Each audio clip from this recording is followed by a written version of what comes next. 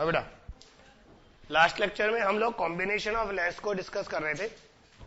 आपको बताया कि अगर दो लेंस कांटेक्ट में हो तो total power P1 plus P2 हो जाती है और focal length 1/f is equal to 1/f1 plus 1/f2।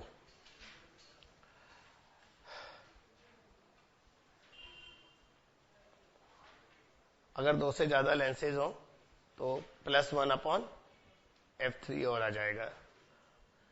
अगर दो लेंसेज कांटेक्ट में ना हो, उन्हें किसी सर्टेन डिस्टेंस पर रख तो भी हमने एक फार्मूला बताया था और ये भी कहा था कि सिर्फ फोकल लेंथ ही निकालना, इमेज मत निकालना। जैसे इस तरह के क्वेश्चन होंगे, मान लीजिए दो कॉन्वेक्स लेंस है आइडेंटिकल, दोनों की फोकल लेंथ है f और इनके बीच में पानी भर दिया। इक्वी कॉन्वेक्स लेंस है दोनों, फोकल लेंथ f है, बीच में स्पेस था ना, उसमें पानी भर दिया और पानी का म्यू 4/3 और दोनों लेंसेज का म्यू 3/2 ले लो और मुझे बताइए इस कॉम्बिनेशन का इक्विवेलेंट फोकल लेंथ कितना आएगा।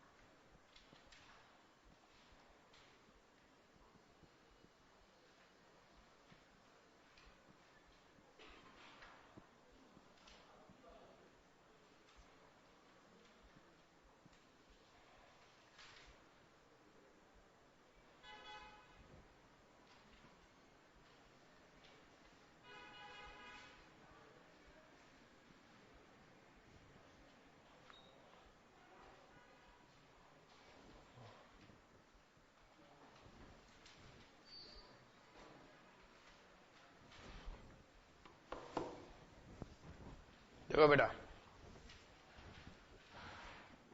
सबसे पहले इसका रेडियस ऑफ कर्वेचर निकालना पड़ेगा, क्योंकि जो इसका आर होगा वही पानी वाले लेंस का आर होगा। तो इक्वी कॉन्वेक्स लेंस के लिए हम जानते हैं फोकल लेंथ होता है r/2 μ-1, करेक्ट। μ-1 3/2 -1 हाफ आएगा, तो रेडियस ऑफ कर्वेचर भी f के इक्वल आ जाएगा। ये पता लगाकर हमने क्या किया, बीच वाला जो लेंस था उसकी फोकल लेंथ हम निकाल लेंगे पानी वाले की, तो उसका 1/r माइनस 1/r आएगा ना। तो पहले वाले का रेडियस नेगेटिव है -1/r, दूसरे वाले का पॉजिटिव है। μw होता है 4/3 और ये -2/r। अब r को f लिख सकता हूं ना मैं, r की वैल्यू f के इक्वल है। 4/3 -1 1/3, तो 1/3 इंटू -2/f, तो f डैश आ गया -3f/2। भाई ये कौन, एक तो ये पानी वाला लेंस कॉन्केव लेंस है तो नेगेटिव तो आता ही आता, और म्यू चेंज होने की वजह से फोकल लेंथ की वैल्यू भी चेंज हो गई। अब देखो 1/f इक्विवेलेंट आएगा 1/f1 1/f डैश 1/f, इसका f, इसका f डैश, इसका f, 1/f 1/f 2/f 1/f dash क्या आएगा 2/3 हो जाएगा ना, उल्टा करेंगे तो माइनस आ जाएगा, ये यहां पर ये माइनस हो जाएगा। क्या वो कुछ गड़बड़ की मैंने? भैया बीच में मत टोको। 3f एलसीएम ये कितना आएगा? 6 माइनस 2, करेक्ट। तो f इक्विवेलेंट आ गया 3f/4, यानी कि ये पूरा कॉम्बिनेशन अभी भी एक कन्वर्जिंग लेंस की तरह ही बिहेव करेगा, लेकिन इसकी फोकल लेंथ कम हो गई। 3/4 एक सिंगल लेंस से कम है ना ये।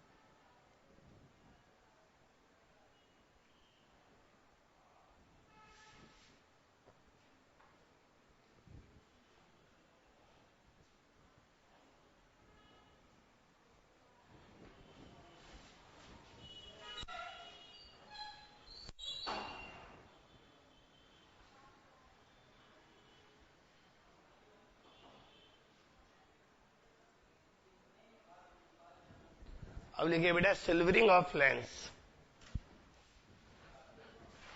सिल्वरिंग ऑफ लेंस, तो अगर हम किसी लेंस के एक सरफेस को सिल्वर कर दें, यानी कि उसे मिरर बना दें। अब आप सोचिए कोई भी रे जो आएगी वो पहले लेंस से पास होगी, फिर मिरर से रिफ्लेक्ट होगी, और फिर दोबारा लेंस से पास होकर फाइनल इमेज बनाएगी। समझ रहे हैं? यानी कि लेंस 2 बार काम आ रहा है, मिरर 1 बार। So we can say total power of the combination will be 2pl plus pm। Lens से 2 बार पास हो रही है 2pl, मिरर 1 बार काम कर रहा है pm। The whole combination will be a mirror, not a lens. Lens तो तब होता जब लाइट ट्रांसमिट हो जाती, ये तो रिफ्लेक्ट होकर वापस आ गई। Since the system will behave like a mirror, और मिरर के लिए P और F में रिलेशन होता है -1/f, तो ये P -1/f आएगा। PL 1/FL होता है, और PM -1/FM आएगा, ये ध्यान रखना। ठीक है ना? कॉपी कीजिए।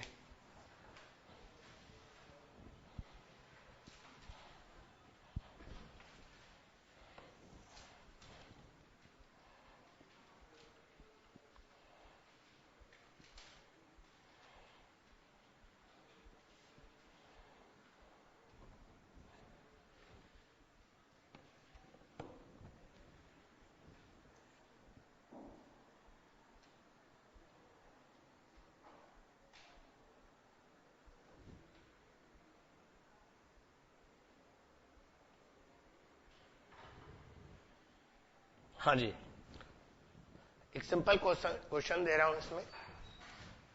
एक बाइक इक्वी कॉन्वेक्स लेंस है, इसका म्यू 3/2 और फोकल लेंथ 20 सेंटीमीटर है। इसका एक सरफेस हमने सिल्वर कर दिया,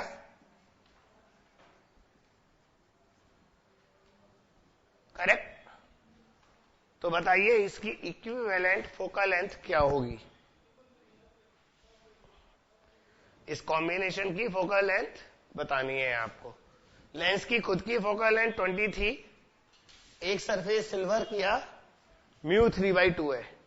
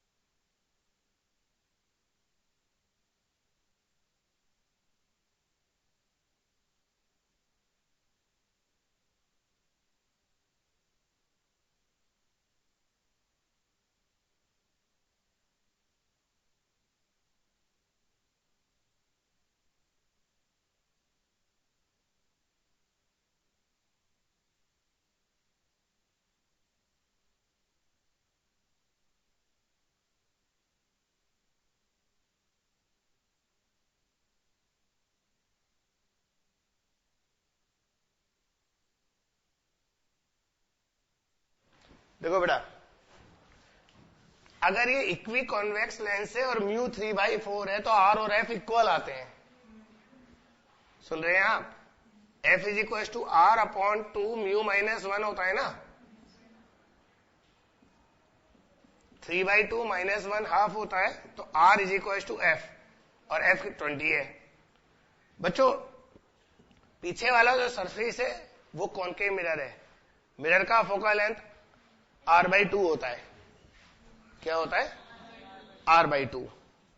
तो ये होगा -10 सेंटीमीटर, क्योंकि कॉनकेव मिरर की फोकल लेंथ नेगेटिव तो होती है, हम जानते हैं। अब आप इस फार्मूले में वैल्यू पुट कर दो। -1/f आएगा 2/fl। fl कितना है? 20। -1/fm, fm कितना है? -10। तो 1/10 प्लस 1/10 1/5 आ गया। तो फाइनली फोकल लेंथ -5 सेंटीमीटर आ गई। फोकल लेंथ का माइनस आना ये बता रहा है कि ये पूरा कॉम्बिनेशन एक कॉनकेव मिरर की तरह बिहेव करेगा। कॉनकेव लेंस नहीं, कॉनकेव मिरर। माइनस आने का ये पता लग रहा है कॉनकेव होगा, और मिरर तो ये है ही।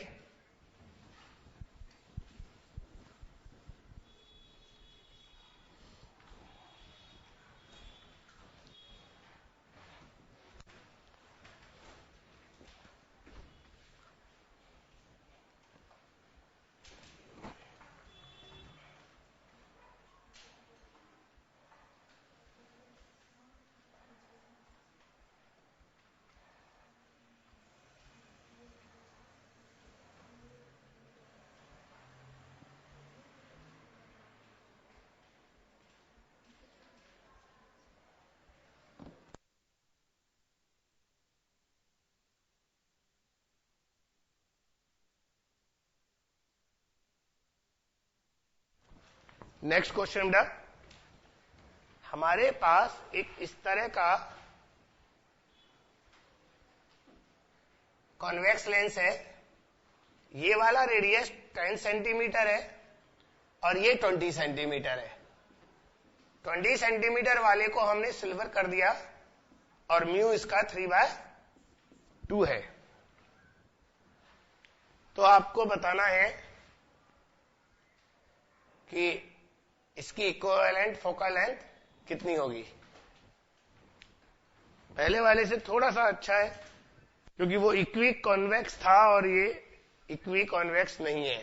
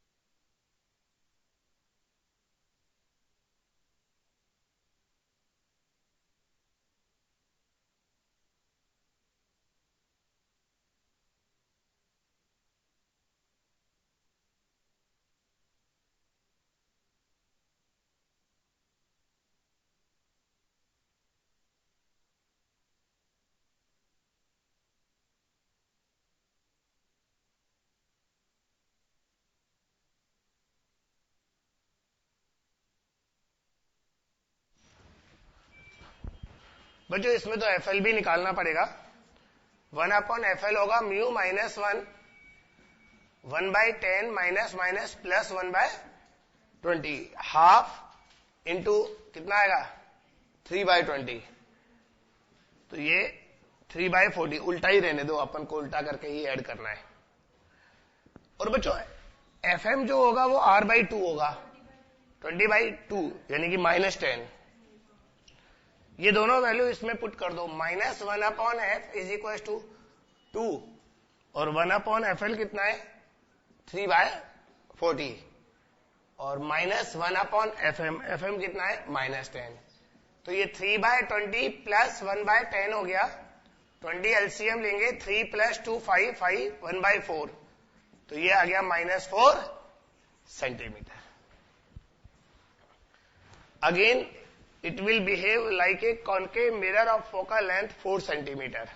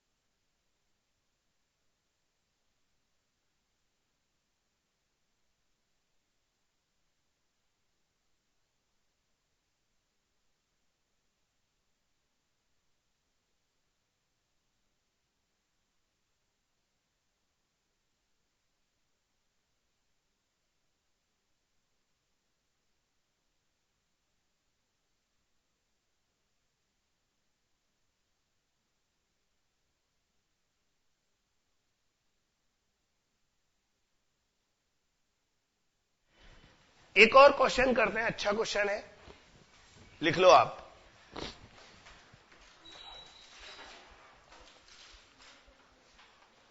देखो, when plane surface of a plano convex lens,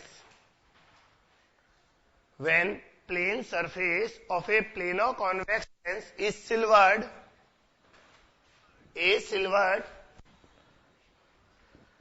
its focal length is 60 centimeter, 60 and mu is equals to 3/2 है। बच्चों ये फोकल लेंथ मैंने लेंस की नहीं दी, कॉम्बिनेशन की दी है, समझ गए ना? 3/2, mu is equals to 3/2। Calculate focal length of the combination,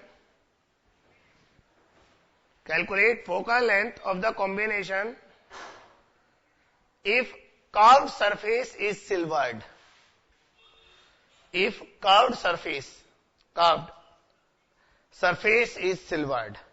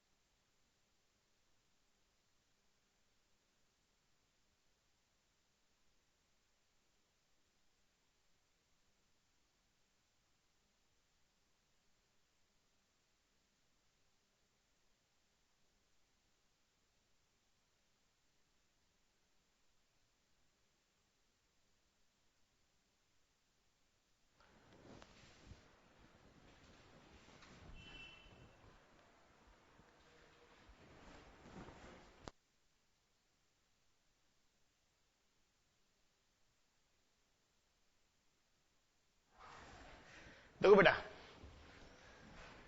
पहले हमने प्लेन सरफेस को सिल्वर किया है, तो ये प्लेन मिरर बन गया, इसकी पावर 0 होती है। तो अगर उसकी पावर 0 है तो कॉम्बिनेशन केवल 2pl आएगा। हमने आपसे कहा ये कॉम्बिनेशन एक कॉनकेव मिरर की तरह बिहेव कर रहा है जिसकी फोकल लेंथ 60 है। ये बोला 60 बोला है ना, 60 है मेरा बच्चा। अगर फोकल लेंथ 60 है, 60 नहीं है मतलब -60 है, तो पावर वापस प्लस हो जाएगा क्योंकि -1/f आता है ना, तो ये आएगा 1/60 और ये आएगा 2pl। तो यानी कि पावर ऑफ लेंस आ गया 1/220, यानी कि इसकी फोकल लेंथ 120 आ गई। सेकंड केस, अब हमने इस सरफेस को सिल्वर किया है, तो इसके लिए पहले R निकालना पड़ेगा। प्लेनो कॉन्वेक्स लेंस का फोकल लेंथ होता है R/μ-1, 2 नहीं आता ना। फोकल लेंथ हम निकाल चुके हैं 120 है और R निकालना है μ-1 हाफ आएगा, तो R कितना आएगा 60 सेंटीमीटर और FM R/2 होगा तो -30 सेंटीमीटर FM आ गया मेरा बच्चा। R इसका 60 आया और FM R/2 होता है और कॉनकेव है माइनस आएगा। अब वो वाला फार्मूला लगाओ, -1/f is 2/fl -1/fm। FL कितना है 120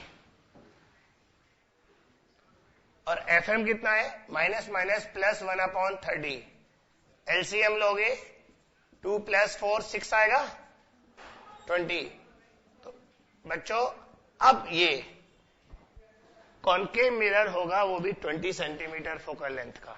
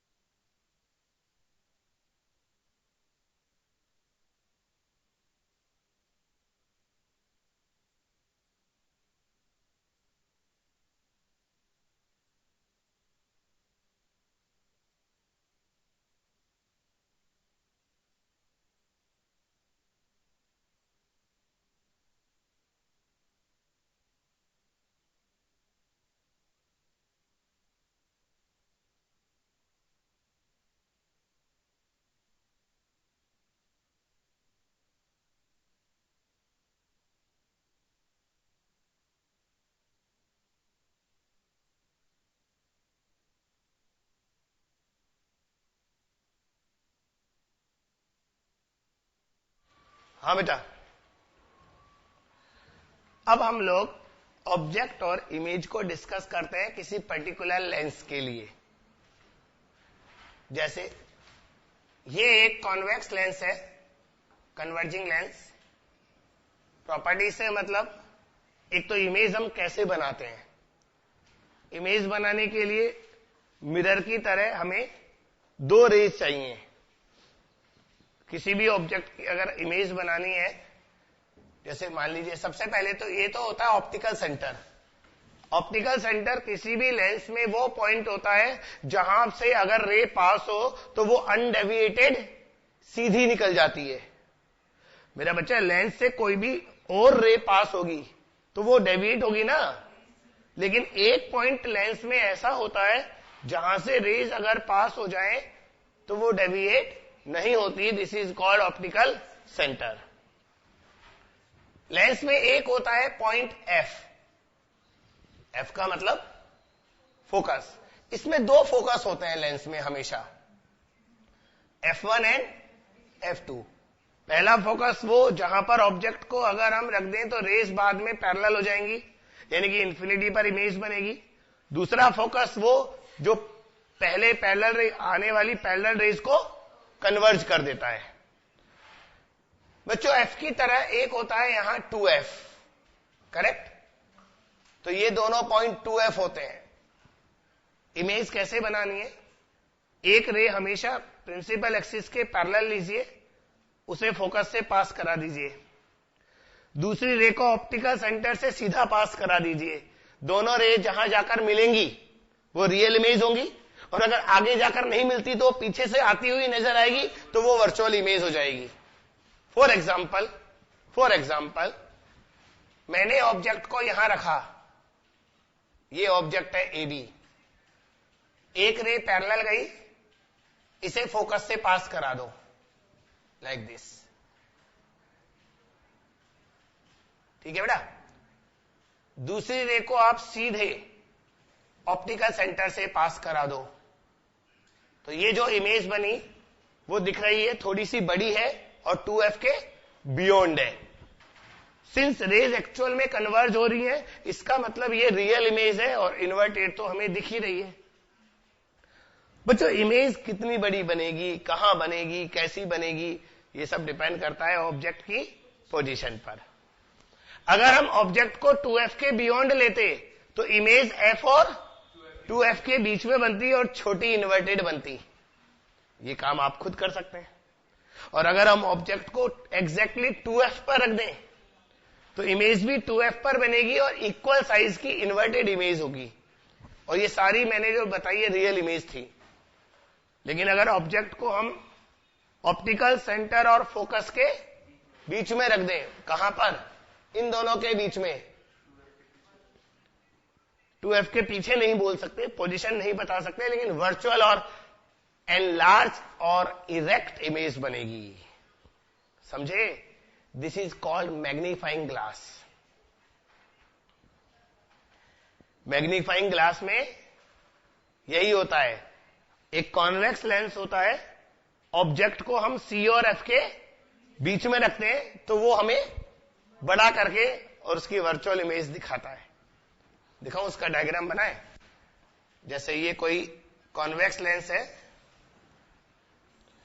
ये C, ये F, ये 2F, यहां पर ये F और ये 2F।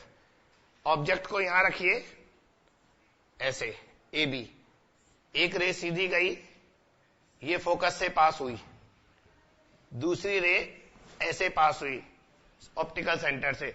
आप देख रहे हैं ये आगे जाकर डाइवर्ज हो रही है, तो इसका मतलब ये हुआ ना, अगर हम इन्हें पीछे एक्सटेंड कर दें ऐसे, इसको भी पीछे बढ़ा दें और इसको भी पीछे बढ़ा दें, तो यहां जाकर मिलेगी। मेरे डायग्राम में वो 2f पर मिल रही है, लेकिन इतनी टेढ़ी लाइनें होंगी, हम कुछ नहीं कह सकते। हम इतना बोल सकते हैं, इसकी पोजीशन नहीं बता पाएंगे बिना फॉर्मूले के। हम इतना बोल सकते हैं ये एनलार्ज है, इरेक्ट है और वर्चुअल है। वर्चुअल है इसका मतलब हमें दिखेगी, वर्चुअल है इसका मतलब हमें दिखेगी। तो बच्चों, जब ऑब्जेक्ट को C और F के बीच में रखते हैं तो ये होता है। बाकी पोजीशंस हम बता ही चुके, एक बार रिपीट करूं। ऑब्जेक्ट अगर इंफिनिटी पर है तो इमेज फोकस पर बनेगी, इधर इधर इस फोकस पर। जैसे जैसे ऑब्जेक्ट को पास लाओगे और इंफिनिटी से 2f तक ऑब्जेक्ट आएगा, इमेज सिर्फ f से 2f तक जाएगी। नहीं समझे? अरे ऑब्जेक्ट 2f पर होगा तो इमेज 2f पर बनेगी, और जब ऑब्जेक्ट इंफिनिटी पर था तो इमेज f पर थी, तो इमेज सिर्फ f से 2f पर गई है और ऑब्जेक्ट बहुत दूर से आ गया। यानी कि शुरू में इमेज की वेलोसिटी बहुत कम होगी ऑब्जेक्ट की वेलोसिटी से, पर अब उल्टा होने लगेगा। अब ऑब्जेक्ट 2f से f तक आएगा और जब f पर पहुंचेगा तो इमेज इधर इंफिनिटी पर पहुंच जाएगी। यानी कि ऑब्जेक्ट अब सिर्फ 2f से f तक आया है और इमेज 2f से इंफिनिटी पर पहुंच गई। इसका मतलब अब ऑब्जेक्ट की वेलोसिटी बहुत कम है और इमेज की वेलोसिटी बहुत ज्यादा। और जब ऑब्जेक्ट f को क्रॉस कर जाएगा तो वर्चुअल इमेज बनेगी, उसके बाद वेलोसिटी कैलकुलेट करनी पड़ेगी। तो वेलोसिटी कैलकुलेट करने के लिए पहले मुझे मैग्निफिकेशन बताना पड़ेगा। तो अगर ये डायग्राम कॉपी करना चाहते हैं तो ठीक है, वरना लिखिए मैग्निफिकेशन। बोलिए। नहीं दिखती तो मैग्नीफाइंग ग्लास से दूर के ऑब्जेक्ट देखना, कुछ नहीं दिखेंगे। अपनी उंगली को ले ले, है ना, मैग्नीफाइंग ग्लास लेना, तो यहां उंगली रखना, उंगली बड़ी दिखेगी, लेकिन इतनी दूर ले जाना, कुछ भी नहीं दिखेगा, दिखेगी नहीं, क्योंकि बहुत दूर के ऑब्जेक्ट की फिर रियल इमेज बनती है जो हमें नहीं दिखती। तो कभी भी मैग्नीफाइंग ग्लास के साथ ये करके देखना, तो सी और एफ के बीच वाले ऑब्जेक्ट ही दिखाई देंगे हमें। देखिए मैग्निफिकेशन, बच्चों मिरर की तरह दो मैग्निफिकेशन होते हैं, transverse magnification, height of image divided by height of object when object is placed perpendicular to principal axis. तो बच्चों इसको रिपीट क्या करना, बस डायरेक्ट आप वैल्यू लिख दो। Transverse magnification V upon U होता है, मिरर में ये माइनस V अपॉन U था। मैंने पता है कैसे याद किया है, मिरर फार्मूले में बीच में प्लस आता है, मैग्निफिकेशन में माइनस आता है, इसमें लेंस फार्मूले में माइनस आता है, 1 upon V minus 1 upon U, और मैग्निफिकेशन में प्लस। ये रटने का तरीका है, कुछ तो बनाऊं। फिर आता है लॉन्गिट्यूडनल मैग्निफिकेशन। लॉन्गिट्यूडनल मैग्निफिकेशन हम कब डिफाइन करते हैं, जब ऑब्जेक्ट प्रिंसिपल एक्सिस के अलोंग रखा हो। ऑब्जेक्ट प्रिंसिपल एक्सिस के अलोंग रखा है तो इमेज भी प्रिंसिपल एक्सिस के अलोंग होगी। बच्चों अगर शॉर्ट ऑब्जेक्ट है तो हम उसे dv बाय du लिखेंगे। पहले लॉन्ग ऑब्जेक्ट के लिए लिख दो, लॉन्ग ऑब्जेक्ट है तो vb minus va upon ub minus ua, और अगर शॉर्ट ऑब्जेक्ट है, शॉर्ट ऑब्जेक्ट यानी कि बहुत छोटा, तो बेटा ml होगा dv बाय du। v दोनों v में डिफरेंस बहुत कम होगा, दोनों u में भी डिफरेंस बहुत कम होगा। बच्चों कैलकुलेट करने पर ये आता है v अपॉन u का होल स्क्वायर, यानी कि mt स्क्वायर। कैसे आएगा ये, डिफरेंशिएट कर दो 1 upon v minus 1 upon u is equal to 1 upon f को डिफरेंशिएट करके dv बाय du निकाल लो, इजीली आ जाता है। यहां भी डिफरेंस है, कॉनकेव मिरर में ml जो है वो माइनस mt स्क्वायर आता था, क्योंकि ऑब्जेक्ट इधर जाने से इमेज इधर आती थी। याद करो, मिरर में ऑब्जेक्ट पास आता है तो इमेज दूर जाती है, यहां पर ऑब्जेक्ट पास आता है तो इमेज दूर तो जाती है लेंस से, बट सेम डायरेक्शन में जाती है, इसलिए यहां पर माइनस नहीं है।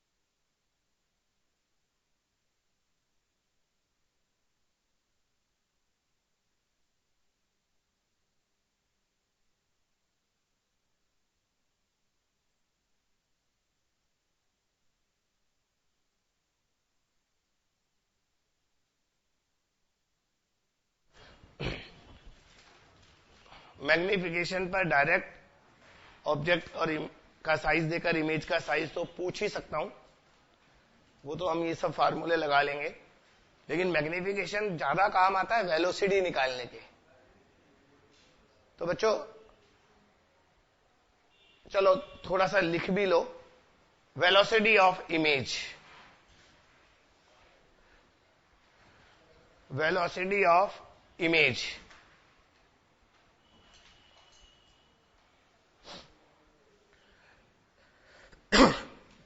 बेटा if object is moving perpendicular to principal axis लिखो,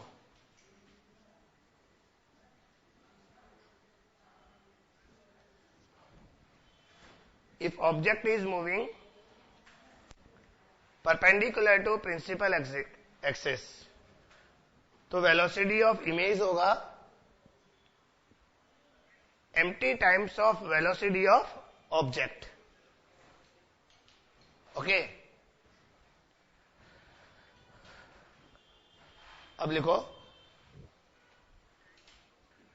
उसको वर्ड्स में नहीं ऐसे लिखना है, velocity of image is equal to empty times of velocity of object.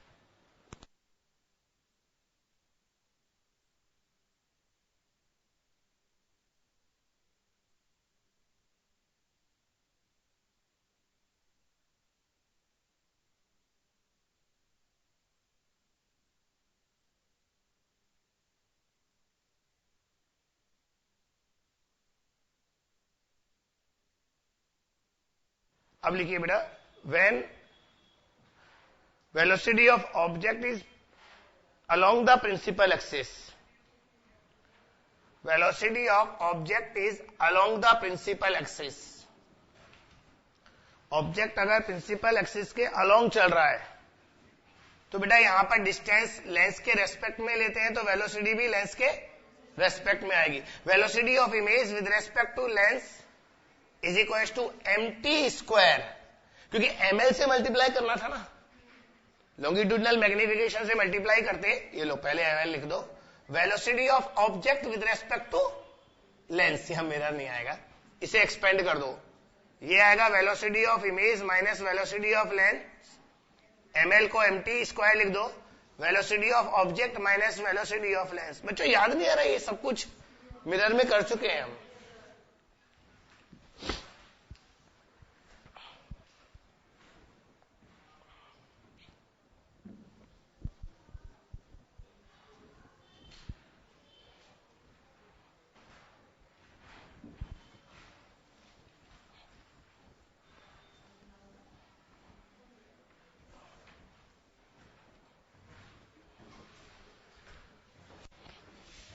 ये एक कॉन्वेक्स लेंस है,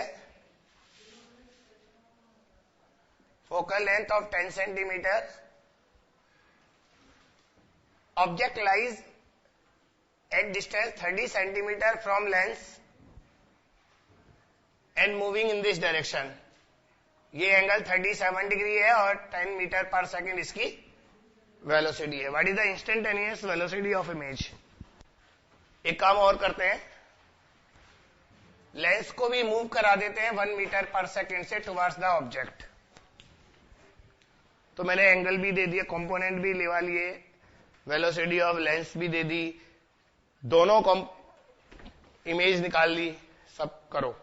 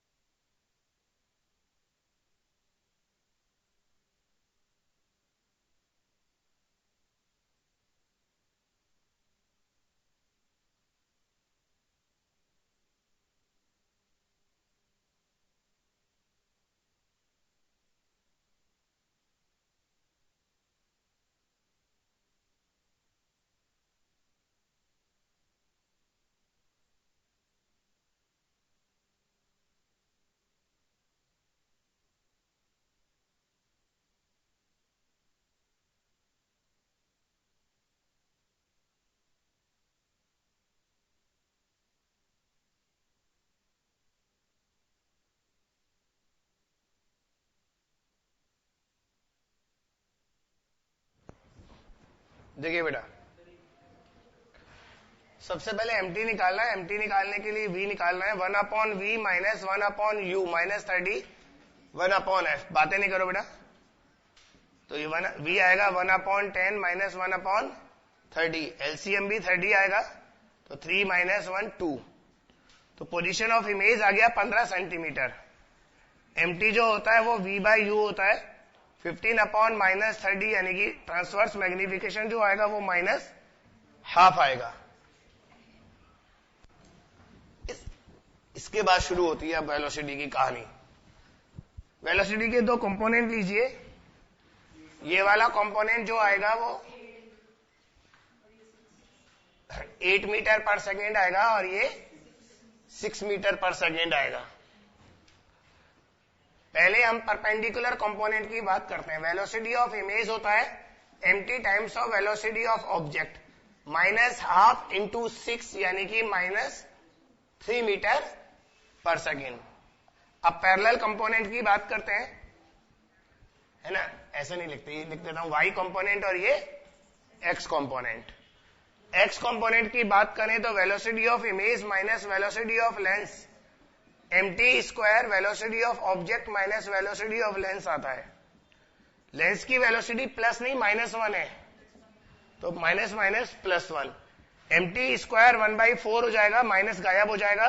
वेलोसिटी ऑफ ऑब्जेक्ट है 8 माइनस -1 9 आ गया। तो बेटा वेलोसिटी ऑफ इमेज आएगा 9/4 -1, यानी कि 5/4 मीटर पर सेकेंड। तो फाइनली वेलोसिटी ऑफ इमेज आएगा 5/4 i कैप -3 j कैप। तो अगर हम देखें इसकी इमेज कहां आएगी बेटा, 15 पर यहां आएगी ना। इसका x कंपोनेंट होगा पॉजिटिव छोटा सा, और y कंपोनेंट जो होगा वो बड़ा होगा। तो इसका रिजल्टेंट वेलोसिटी कुछ ऐसे होगा, इमेज इधर जाएगा। एक बार कैलकुलेशन और चेक कर लो।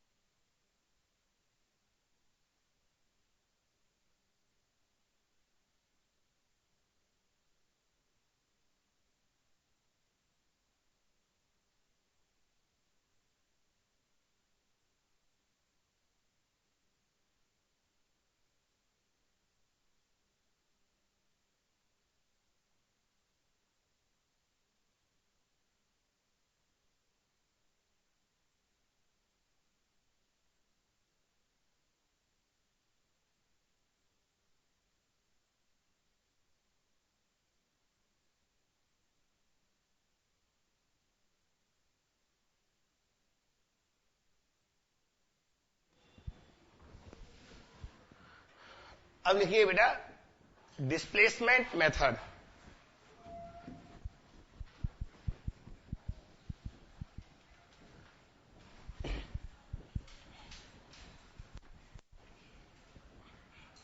इसको एक बार समझिए बच्चों। हम एक ऑब्जेक्ट लेते हैं और एक स्क्रीन जहां इमेज बनाना है। ऑब्जेक्ट और स्क्रीन की पोजीशन को हम फिक्स कर देते हैं और लेंस को ऐसी जगह रखते हैं ताकि ऑब्जेक्ट की शार्प इमेज स्क्रीन पर बन जाए। तो बच्चों एक बार अगर ऑब्जेक्ट f और 2f के बीच में होगा तो इमेज 2f के बियॉन्ड बन जाएगी। फिर हम लेंस को शिफ्ट करते हैं इस तरह से कि ऑब्जेक्ट 2f के बियॉन्ड चली जाए, तो इमेज f और 2f के बीच में बनेगी, सेम ऑब्जेक्ट की सेम स्क्रीन पर। इन दो पोजीशंस के बीच का डिस्प्लेसमेंट जो है लेंस का वो मेजर कर लेते हैं और हम लेंस की फोकल लेंथ वगैरह कैलकुलेट कर सकते हैं इस मेथड से। करेक्ट? शुरू करें। डायग्राम इज वेरी इंपॉर्टेंट, इसलिए एक साथ मेरे साथ मत लिखना, आप पहले समझ लो। जैसे मान लीजिए ये कोई लेंस है, मैं आपको बता दूं कॉन्वेक्स लेंस का सिंबल होता है ये, और कॉनकेव का इस तरह से। ये कॉन्वेक्स लेंस होता है, कन्वर्जिंग, और ये डाइवर्जिंग। ठीक है ना? हटाओ, तो वो पूरा बनाता है, उससे अच्छा ये। बच्चों इसका एफ ये है मान लीजिए, ठीक है? 2f इधर हो गया, यहां पर 2f हो गया,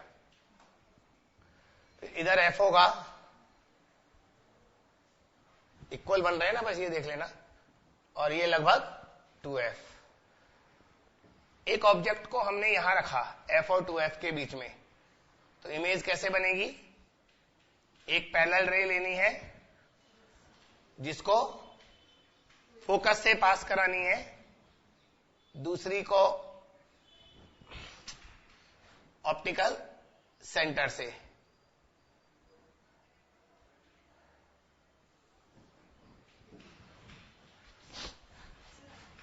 बेटा स्केल नहीं है ना मेरे पास,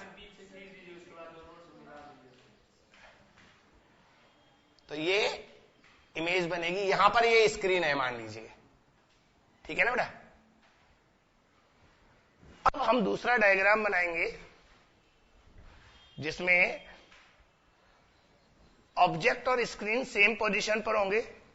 थोड़ा मुश्किल होगा मेरे लिए डायग्राम बनाना, क्योंकि फ्री हैंड स्केचिंग कर रहा हूं ना मैं, तो ऑब्जेक्ट भी यहीं पर है, ये ऑब्जेक्ट है। बच्चों मैं अगर लेंस को उधर शिफ्ट करता हूं तो उसके साथ f और 2f भी तो शिफ्ट होंगे ना, f और 2f तो लेंस के पार्ट होते हैं। मैंने लेंस को यहां तक शिफ्ट कर दिया,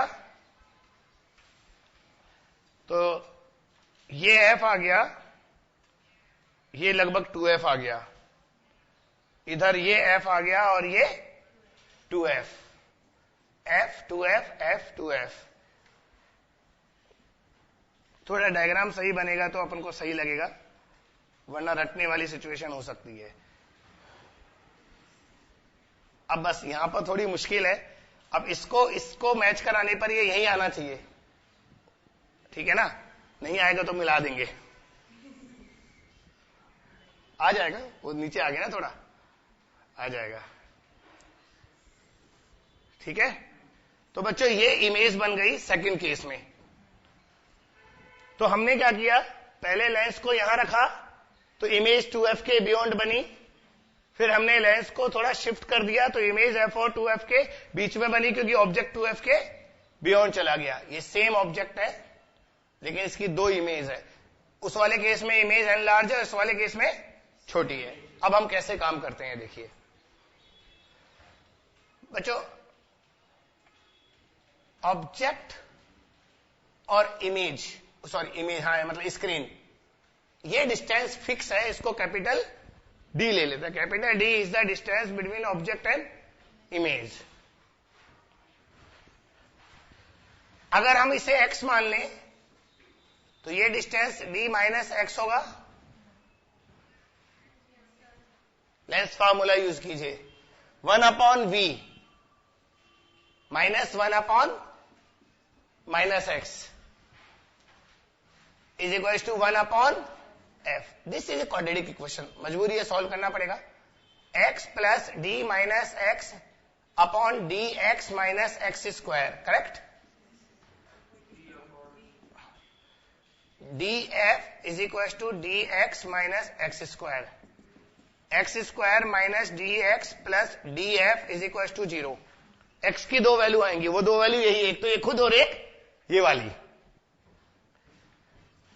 x is equal to minus B minus under B square minus 4df upon 2, ये माइनस माइनस प्लस हो गया था, एंड x की दूसरी वैल्यू आएगी x dash minus D plus under D square minus 4df upon 2।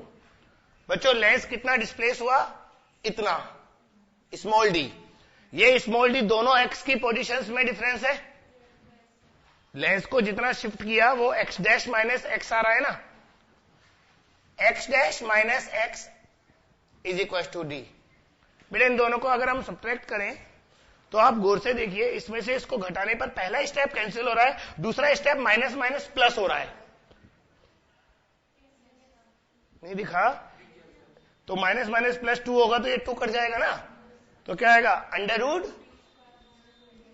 Correct is equal to D. Square कर दीजिए और बच्चों फोकल लेंथ निकाल लीजिए, D square minus small D square upon 4 capital D. एक बार कैलकुलेशन चेक कर लेना, क्योंकि फार्मूला तो मुझे भी रटा हुआ नहीं है, पर सही होगा। बच्चों कैपिटल डी हमें ऑलरेडी पता है, क्योंकि लेंस और उसके बीच क्या बोलते हैं, ऑब्जेक्ट और स्क्रीन के बीच का डिस्टेंस, और वो हमने चेंज भी। और स्मॉल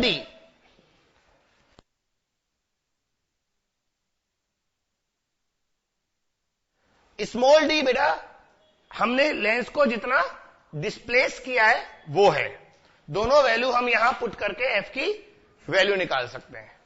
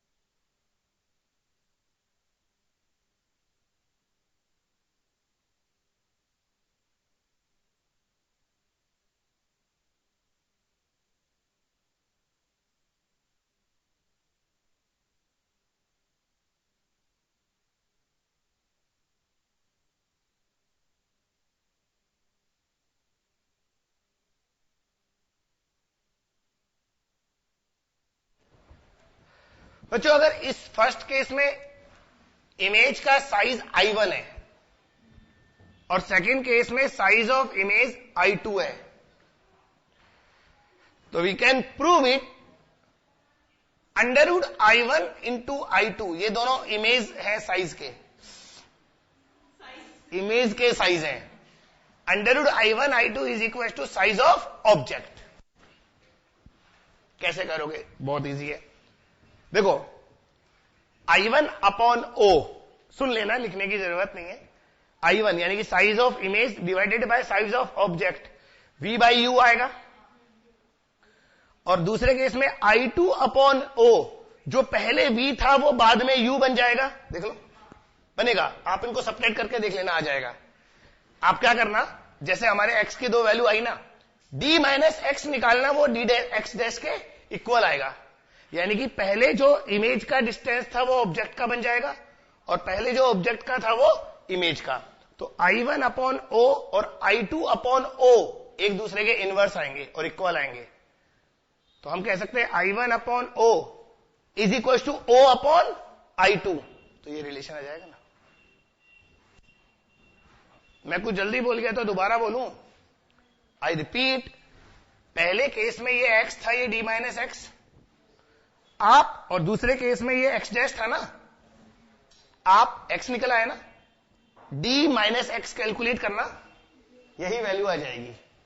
इससे पता लगता है जो पहले डिस्टेंस ऑब्जेक्ट का था वो बाद में इमेज का बन गया, और जो पहले इमेज का डिस्टेंस था वो बाद में ऑब्जेक्ट का बन गया। और उससे ये प्रूव होगा कि I1 upon O D minus x upon x था, और I2 upon O x upon D minus x था, और इन दोनों को सॉल्व करने से आएगा ओ under root I1 into I2। अब खत्म हुआ है मेरा discussion.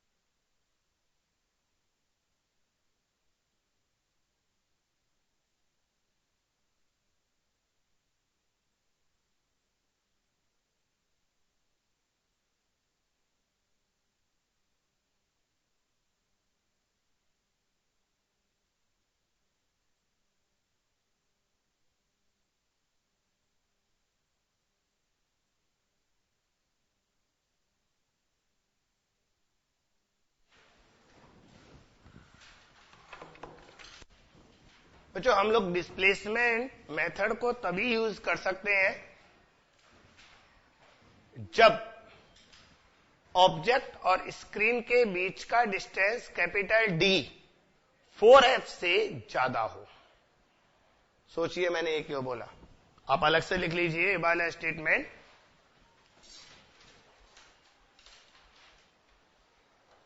This experiment can be performed only if capital D is greater than 4f। Capital D is greater than 4f। बताइए ये बात क्यों बोला बच्चों? देखो गौर से, यहां से यहां तक का f3f और ये 4f, 2f से 2f 4f होता है ना। हम अच्छी तरह जानते हैं शुरू में ये डिस्टेंस जब मतलब ये डिस्टेंस कम होता है तो ये ज्यादा होता है। मुझसे डायग्राम उतना एक्यूरेट नहीं बना, वरना ये कम होता है और वो 2f के बाद इमेज ज्यादा दूर बनता है। तो अगर 2f से इमेज का डिस्टेंस और यहां पर f से इमेज का डिस्टेंस अगर ज्यादा हुआ तो इसका मतलब टोटल डिस्टेंस 4f से ज्यादा होगा। नीचे वाले से समझ लीजिए, यहां पर उल्टा होता है, ऑब्जेक्ट ज्यादा दूर होता है और इमेज 2f के ज्यादा पास होता है। तो कैपिटल डी 4f से ज्यादा नहीं हुआ तो सिर्फ एक ही पोजीशन आएगी जब इमेज बनेगी, दो अलग अलग लेंस की पोजीशन के लिए इमेज नहीं बनेगी। लेंस की दो पोजीशन हमें तभी मिल सकती हैं जब कैपिटल डी 4f से बड़ा हो।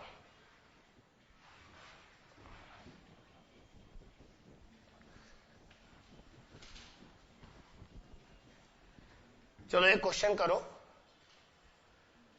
एक लेंस है, इसकी फोकल लेंथ 20 सेंटीमीटर है और यहां पर एक कॉनकेव मिरर रखा है, कॉनकेव नहीं कॉन्वेक्स, कॉन्वेक्स मिरर रखा है।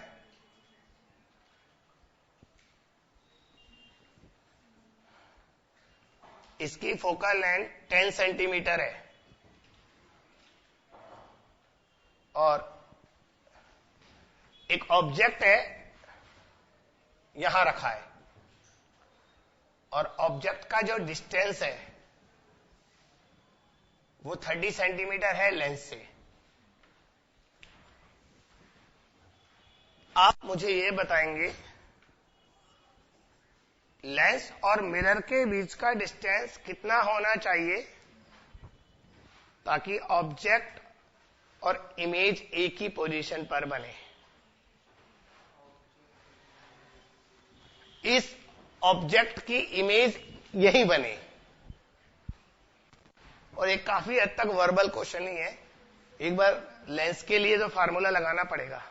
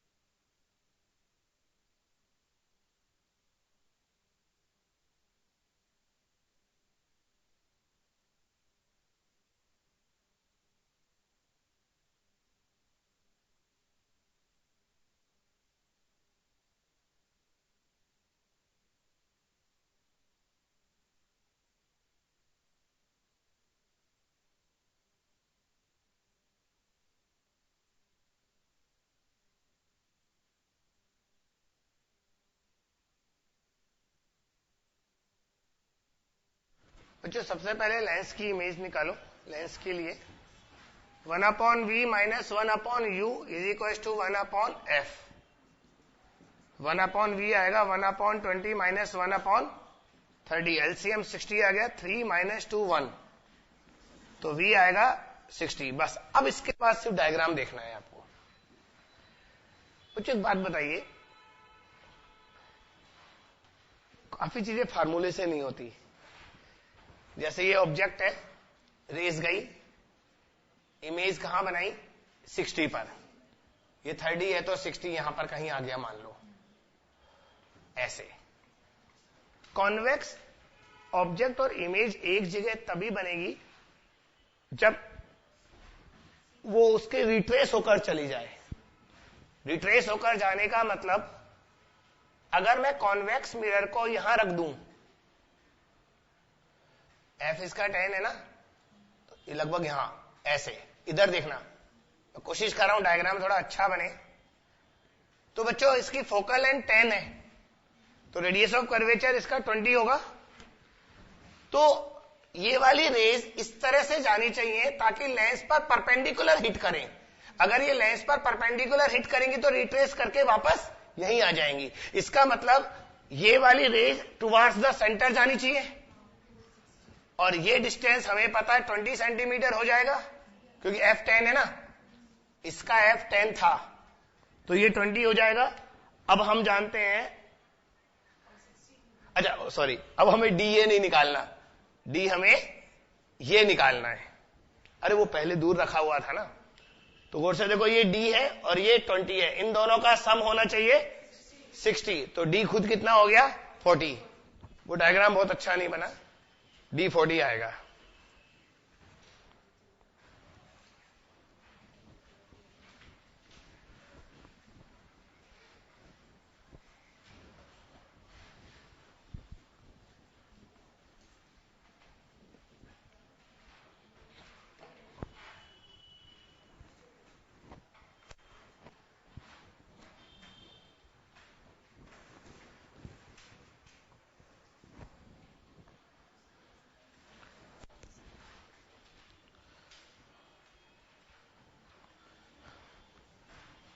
ये एक इक्वी कॉन्वेक्स लेंस है जिसके दोनों तरफ के मीडियम्स डिफरेंट है। ये μ1 है, लेंस खुद μ2 है, और ये मीडियम μ3 है। ये एक इक्वी कॉन्वेक्स यानी कि लेंस कन्वर्जिंग था, लेकिन दोनों तरफ के मीडियम्स का म्यू मुझे इस तरह से लेना है कि ये डाइवर्जिंग बिहेव करे। तो μ1 μ2 और μ3 में एक रिलेशन हमको चाहिए ताकि ये डाइवर्जिंग लेंस की तरह बिहेव करे। या आप इसको प्रूव कर दीजिए, अगर μ2 लेंस का खुद का म्यू दोनों मीडियम्स के म्यू के मीन से कम है तो ये डाइवर्जिंग लेंस बनेगा। करके देखिए इसे, मैंने आपको आंसर बता दिया, आप ये मान लीजिए आपको प्रूव करना है, आपको प्रूव करना है।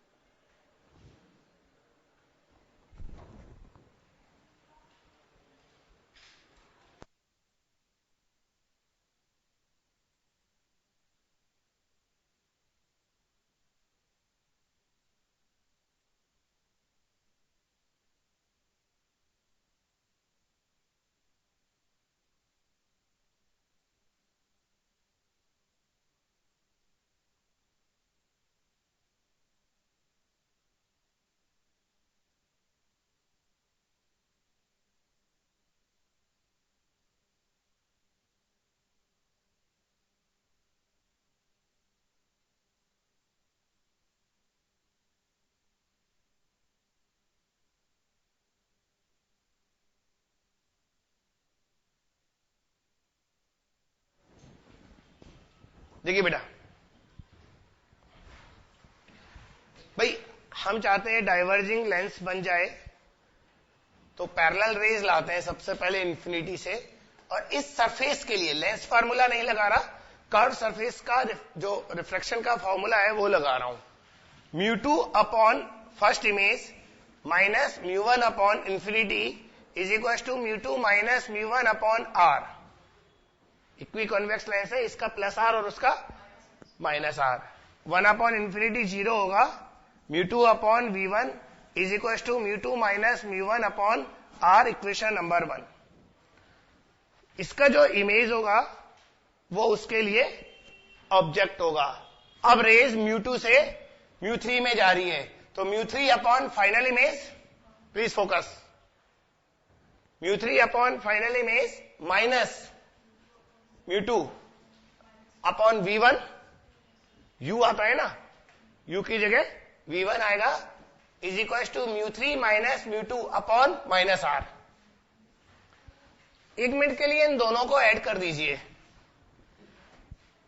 मैंने कुछ गलत लिखा क्या भाई? μ2 upon v minus μ1 upon u होता है ना, μ1 मतलब μ2 है, u मतलब v1 है। अगर हम इन दोनों को ऐड कर दें तो ये आएगा μ2 अपॉन v1, अच्छा ये कट रहा है, μ3 upon v is equal to 1 upon R, common अगर मैं ले लूं तो μ2 माइनस μ1 प्लस μ3 माइनस μ2, μ2 कट गया, तो बेटा v आ गया μ3 r अपॉन, अच्छा माइनस माइनस, इसमें दोबारा लिखता हूं, μ2 माइनस μ1, इसमें से माइनस कॉमन लेना है ना, माइनस μ3 प्लस μ2, ओके। तो ये बचेगा, v आएगा μ3 r upon 2 μ2 minus μ1 minus μ2, answer आ गया ना। डाइवर्जिंग का मतलब v शुड बी नेगेटिव। बेटा पैरेलल रेज अगर डाइवर्ज हो रही है, इसका मतलब फाइनल इमेज यहां वर्चुअल बन रही है, इधर वाला नेगेटिव होता है, v शुड बी नेगेटिव, यानी कि ये नेगेटिव होना चाहिए। 2 μ2 minus μ1 minus μ2 should be less than 0, negative का मतलब लेस देन 0, और ये आ गया μ2 शुड बी लेस देन, मैंने एक जगह गलत लिखा है कहीं, μ2 ये μ3 आएगा, ओके बेटा, ये μ3 आएगा, ये μ3 आएगा, μ1 प्लस μ3 बाय 2, तो ये प्रूव हो गया।